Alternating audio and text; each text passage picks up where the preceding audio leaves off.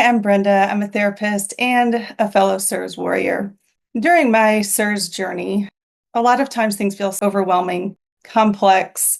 There are times when I feel like I just don't have words to explain what this process is like. It's an invisible illness to many, and so it can feel very isolating and lonely, like no one truly understands unless they've had the illness themselves. We also have to not go places. We have to have a very small life for a time while we're healing. And so, one way I've found that is extremely helpful in this process is poetry. The only rule I had for myself is that it couldn't rhyme. I know myself, I would be perfectionistic about it and overly analyze all the words to rhyme and get caught up in my thinking brain. And so I just made the rule that it didn't have to rhyme. This has become a life raft for me. It's a place that only I see or anyone I choose to share it with. But it's a place where I can just be raw and messy. I can let the feelings of fear and uncertainty, of anger, of sadness, of grief out onto the page.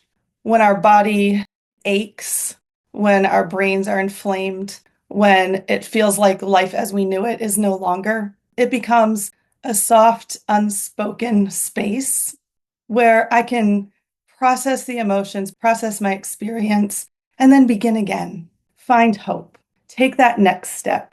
Have the courage to just do the next right thing. Poetry doesn't fix the illness, but it can become a life raft. It can be something that helps us tolerate and helps us move through. We're working so hard on our physical healing, on safety in our space or in our location. And it's also important to navigate the mental and emotional toll that this illness takes in an effective way so that the stress of the emotions don't go unprocessed, causing more inflammation. And so I invite you to try poetry. You don't have to be a writer. It's just words.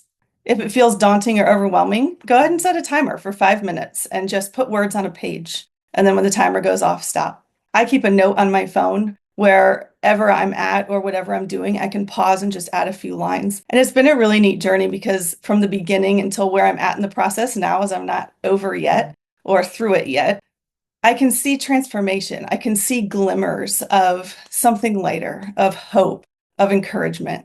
And it's really neat to be able to see this transformation process. And so I invite you to try it. If you get stuck in your head and your thinking brain and your analytical brain, try writing it with your non-dominant hand. It accesses a different portion of our brain, which allows us to express.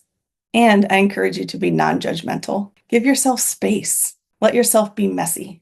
If you'd like to connect with others who are going to be doing poetry, I'm offering a community once a month workshop where we're just going to get together and write poetry and share and connect to feel less alone. It's going to be on Zoom, so we all can be in our places that feel hopefully safe enough, or if you're working on getting to a safe enough place, you can be at the beginning, middle, or end of your CIRS journey.